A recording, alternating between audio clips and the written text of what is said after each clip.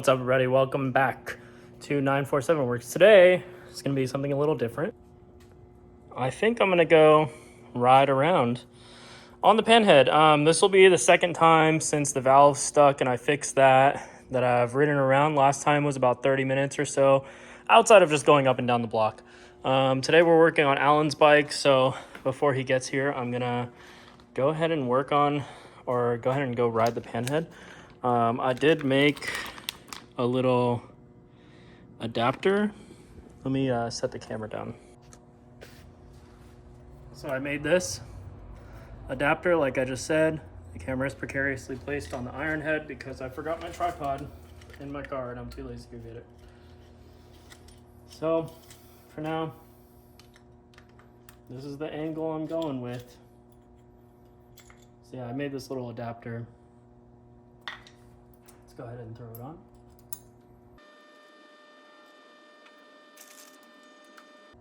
This was just made with some aluminum flat stock that I had lying around. And then I drew it out on some tape, or on a sticky note, I should say, and cut it out by hand.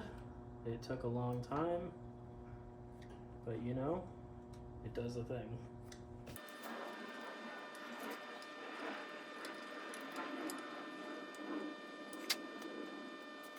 There we go. Okay, so I didn't really do an update after riding the Panhead around. So I ended up riding it for about 3 hours. It's the longest I've ever ridden this bike in the 3 years that I've owned it. I've had a huge mental block with this bike because every time I've ridden it, something has broken.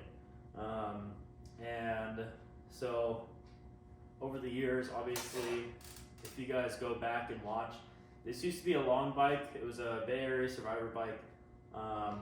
It was raked out crazy. It had the super long aftermarket front end, 16 with a little tiny disc brake, front wheel, sportster gas tank, no seat, chrome oil bag, and since then I've laced up the 19-inch high shoulder rear in the back. I laced up the 21 high shoulder in the front to a star hub. Rebuilt both star hubs, and I also did like a top end refresh. So fresh pistons, cylinders. I did valve guides and put the S&S on and found this oil bag. This is an NOS Hap Jones tank. When I was building it around that time, I was looking for a Springer for a really long time, and I ended up finding from Ryan this RL Springer that I made work with the 1-inch with the big twin neck. I put the chrome big twin rockers on there. These bars are from Blue, and yeah, over time, I've just kind of added my own stuff to it. I put a belt drive on there. I put this Dyson style brake pedal, and I've done quite a bit to this bike. So the 3-hour ride, I ended up, the last time I rode it about 30 minutes, and it was just around the Bayview, because I was kind of afraid of how I was going to perform, and so I wanted to stay close to home just in case something went wrong. I could just push it back over. So the other day when I took this for a ride, I decided to, I don't really know anybody with a truck right now that would come rescue me at the time. So I was like, you know what, screw it, let's just go. And I ended up going all the way down 3rd Street to Embarcadero, went around to Fisherman's Wharf to the bridge, and then came back around and dropped off all the film photos that I took when I was riding this thing around. So I ended up riding all the way back through the city. The entire time I was afraid to shut the bike off, because if you guys saw at the beginning of this video, I had quite a hard time starting this bike, and I always kind of have. I just recently went through a pack of condensers that I had that came with this bike originally, brand new condensers in box, and I went through and I tested every single one, and out of 6 or 7 condensers, I think 1 or 2 were pretty good. tested out to be good, but it still has a hard starting problem. So I decided, let me show you guys 1 second.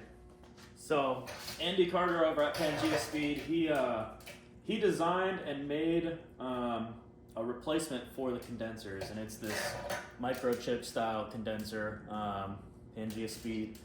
If you have points or a magneto or a distributor and you have some type of condenser on your bike, I would recommend to go buy this.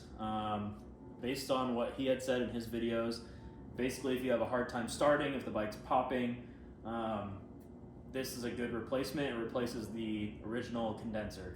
So end of this video, I'm just gonna go through and I'm gonna put this on the mag.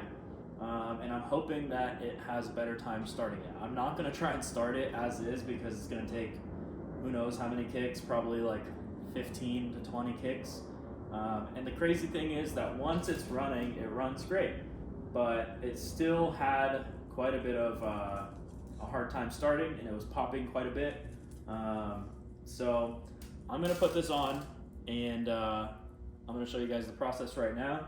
And while I'm at it, while I have this the mag apart and stuff, I'm not taking the mag off because it's timed perfectly right now.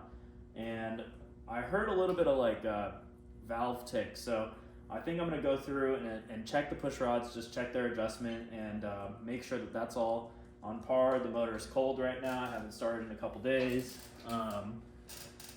So yeah, let's go ahead and start the process of putting the Pangea Speed microchip condenser replacement on, and we'll see how it does. I mean, I'm hoping that it fixes the hard start issue, and so yeah, let's get started.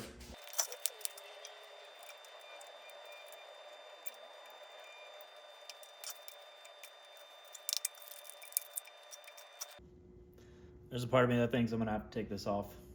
It's the original condenser. No good, no bueno, man. I really don't want to pull this mag off, but I might have to.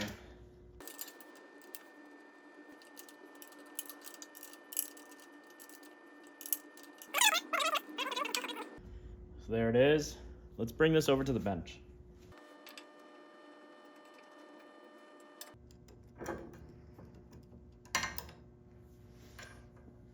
Out with the old. So just a little close up. That's what it looks like. Let's pull it out of the packaging. Another little close up. There it is. Microchip. So I do know that this part gets grounded out now. So try and figure out how to route this the best I can. This might be the best way for me right now.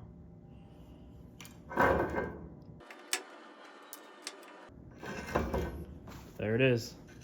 Super easy.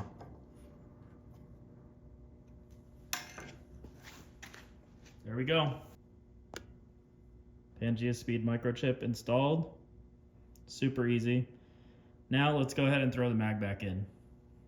So I made sure not to move the mag at all, as you can tell. So let's see if it'll just pop right back in. I'm hoping that nothing changed.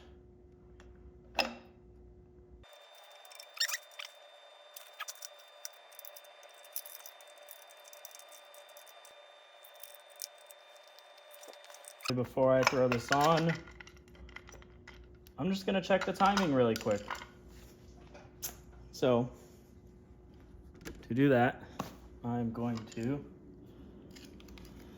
pop the intake valve, push rod cover.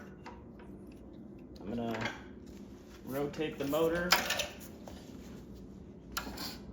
till the intake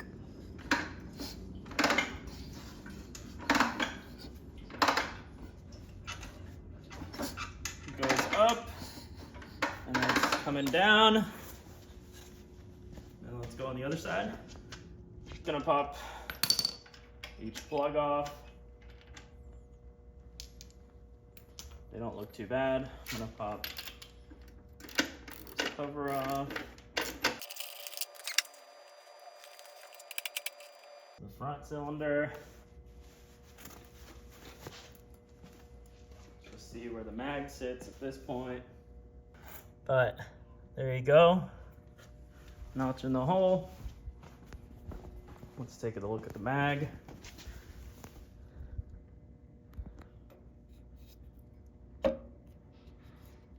Points are just opening right there.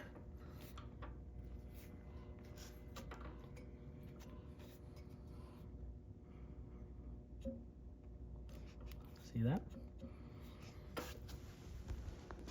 So I always have a little piece of cellophane here.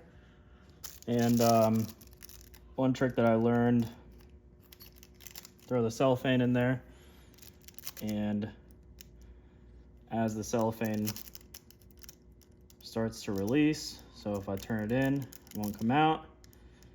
If I turn it a little bit, right there is when it starts to release, and that's how you know your mag is timed. So let's throw all this stuff back in.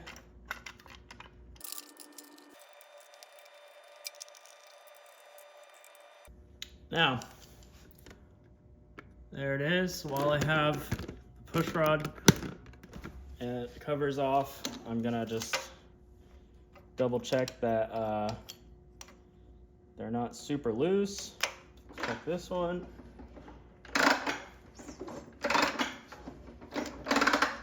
This one's extremely tight. The intake one is extremely tight. So I'm just gonna loosen that one up just a little bit. It's a 1/2 inch and a 7/16.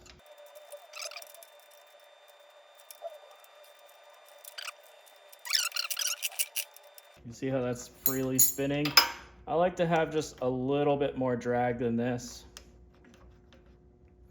Just the tiniest little bit, so.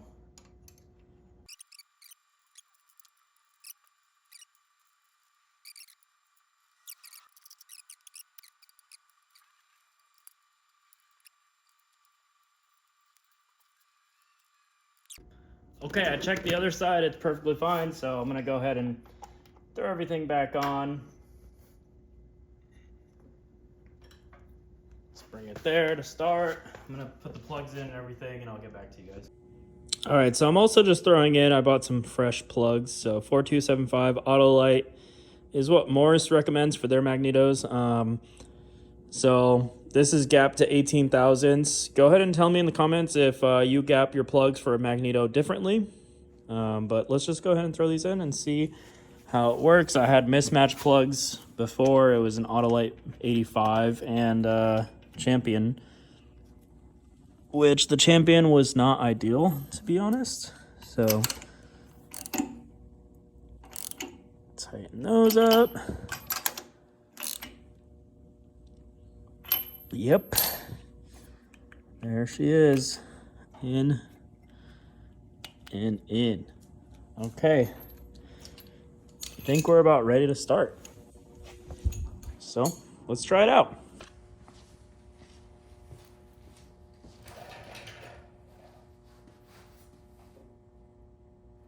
Mag is retarded. It's ground out right now. Turn the gas on.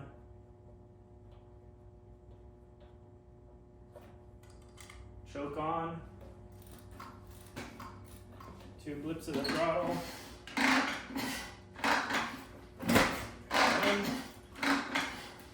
2, 3.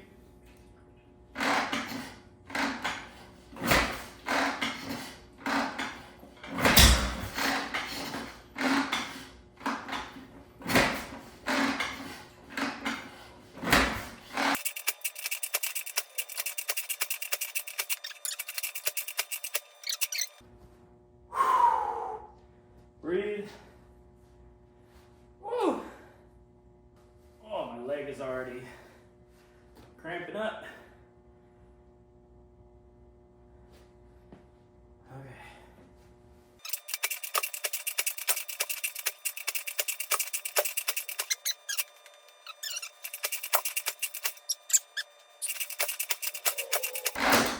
Wants to go.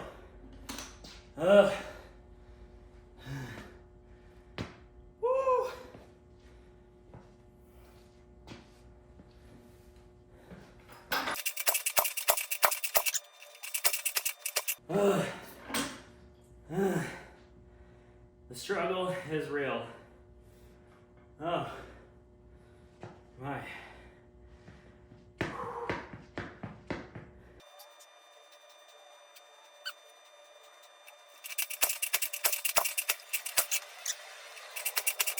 Now she ain't popping no more. Ugh. That's so frustrating.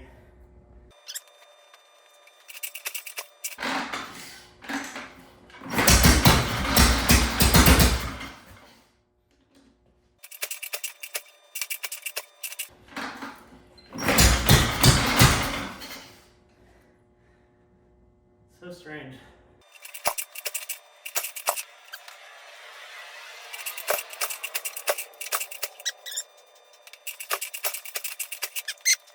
Okay, I just went through and reset the timing again. My points gap was off on the mag. There are some articles that say 22 thousandths and then others that say 12 to 15.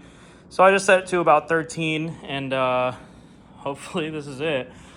Let's see if it starts. Fingers crossed.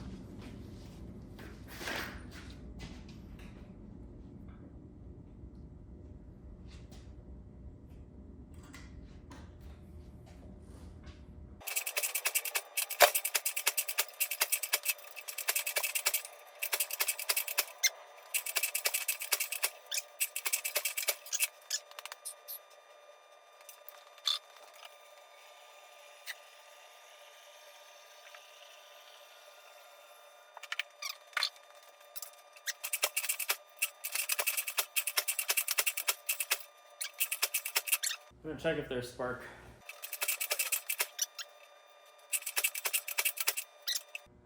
Rear cylinder is not getting any spark. So that could be my problem. It's not sparking at all. What the heck? All right, we're back. So I've been doing the magneto dance. I went through and took out the mag from the ironhead and basically took out the coil, took out the base plate, and swapped them. And just to see, because it was having pretty weak spark. And the coil, this coil is a newer coil. It's an old new coil. And it's a little unknown. So I'm hoping that all of that work. I just checked spark, and it's sparking on both cylinders. So let's go ahead and throw you back on the tripod. And let's try this again. Let's try and start it. So, ground it out.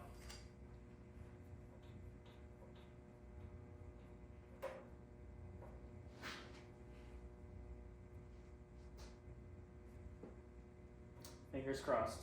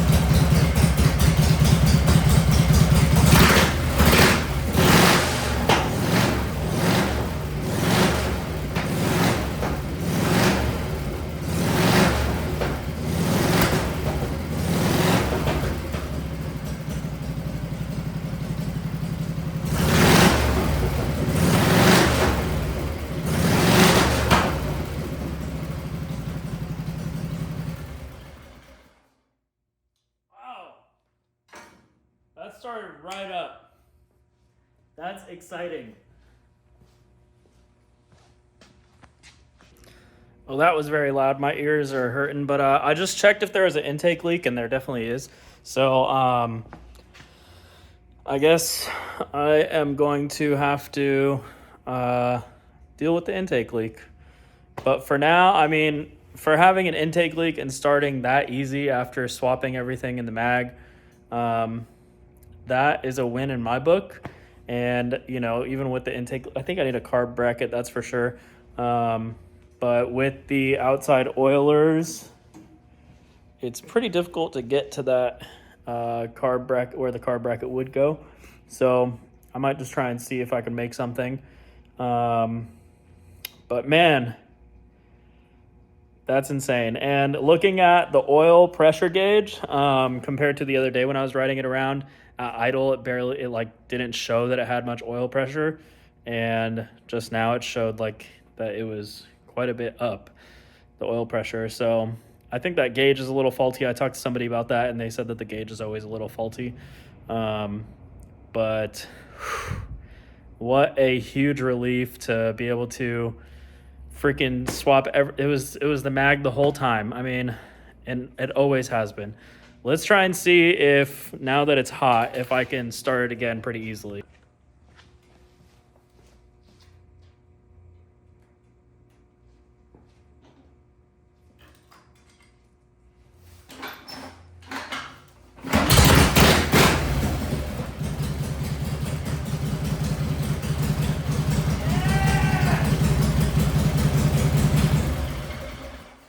That's how it should be starting. Holy crap. Wow, well that's very exciting. That Pangea condenser, go get yourself one. I'm going to leave a link down in the bio below. Go get yourself one. I think he has like a limited run that he did when I bought mine, but I think he's going to be restocking pretty soon, or potentially he has some on the website. So I'm going to check, and I'm going to put the link down in the description below. For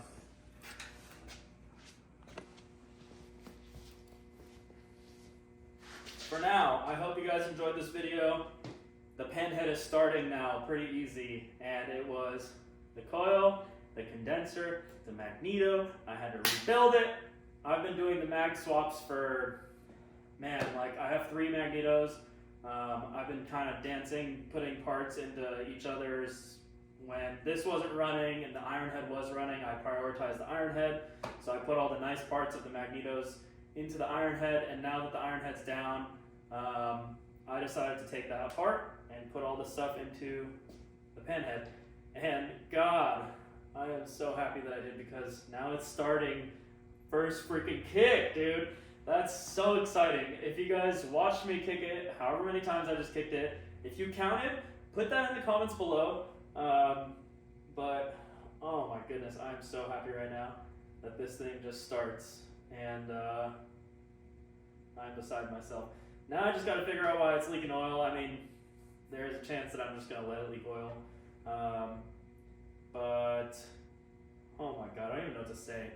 I'm just so excited right now. The Panhead.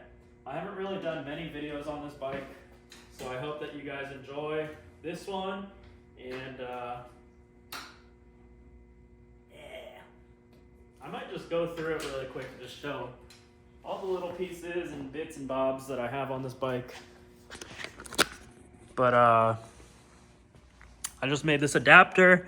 I think I showed at the beginning of the video of the linker to the SNS. I made this peg right here a little while ago. Blue gave me the Deshaun style brake pedal, and thanks Max for your help on how to set it up. Like I said, I laced up the 21 to the star hub. Blue hooked it up with this chrome brake for the star hub. And this headlight I've had for so long. It's an old guide light, and it doesn't work. So I'm going to try and make that work. These are Dayton casting from Blue, handlebars from Blue. You know, just blade style levers, just whatever Pangea Speed grips. Pretty sick. I found the seat and another P-pad, the one that's on the Ironhead actually, on Chopper Swapper. I bought that a little while ago. This P-pad came on this bike. I also just got this mud flap, which is pretty sick. And I got that from Yaseat Customs. He hooked it up for Blue when Blue bought a seat from him, and Blue gave it to me. This is an old chain guard that I've had lying around for so long that I finally decided to use.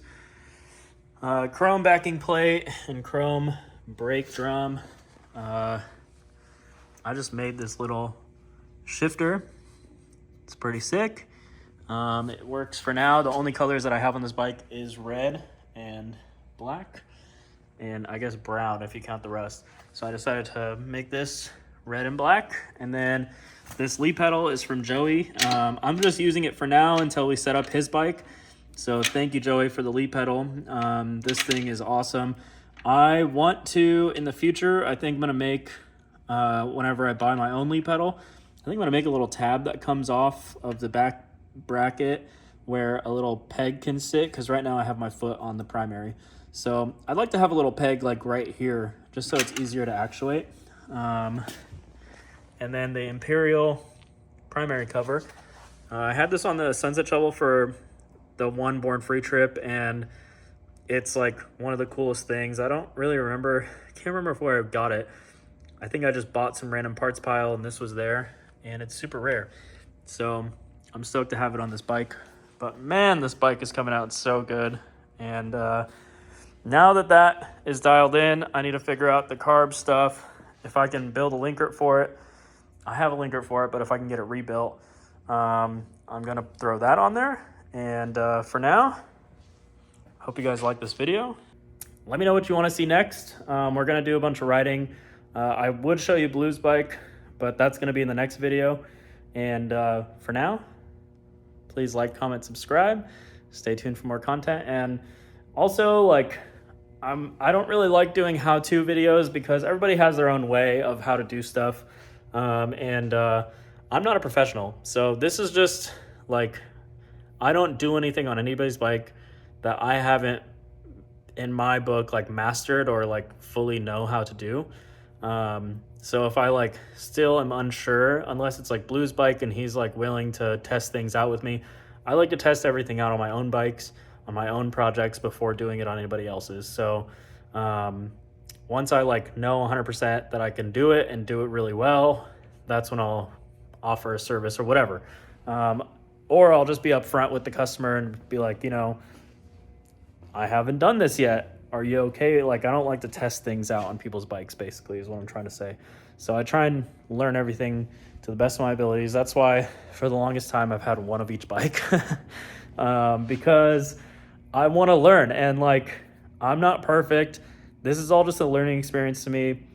If you're wondering why I don't like hire a professional, that's because if somebody else can do it, that means I can do it. And I've always been the type of person that does things on my own. I like to just learn. I like to process and try things on my own. And if it really comes down to it, like, you know, if I was to balance a crank on or a flywheel, I don't have the tools for that. I would love to one day buy the tools to be able to do that on my own. But if I was to, you know, do it on this Panhead, I don't think I would do it on the Panhead because this thing is like a lot, like very special to me. So my thought process is like, let's just say, for example, balancing the flywheel. I have ironhead motor. I would tear that apart, buy a original Harley Davidson flywheel balancer, and, you know, learn on the ironhead motor how to balance it, get a bunch of tips from people online, and get a bunch of tips from like OG guys that have been doing this for years and years and years, and see how it goes. If the motor runs beautifully, wonderful. If it blows up, then I know that I have to learn some more. So, you know, if you're wondering, like, the bike wasn't running right, like, why didn't you just take it to somebody? Because if you don't make mistakes, if you don't attempt, then you're never going to learn. So, like, unless it's something crazy, like, for the most part, we can do this. Like, everything's online. I just think about the old dudes, like, way back in the day in the 60s, in the 50s and the 40s, they were building the hill climb bikes or whatever. They were just throwing shit at the wall and hoping that it stuck. And a lot of those guys, you know, like, were trades workers. They were machinists and by trade, and they knew what, like, how to do everything by the book for the most part. But at the same time, like, it's new for somebody at some point, anytime. So this is just a reminder to you that if you feel like you can't do something, try it. Try it first, and if you fail, then you learn from your mistake.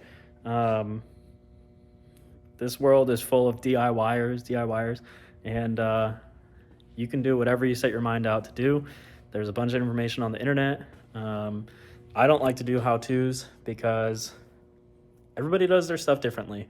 And I'm not trying to go tell you or whoever, Joe Schmo, how to do X, Y, and Z, and it doesn't work for him or her, and then I get blamed because I told them how to do a certain thing a certain way.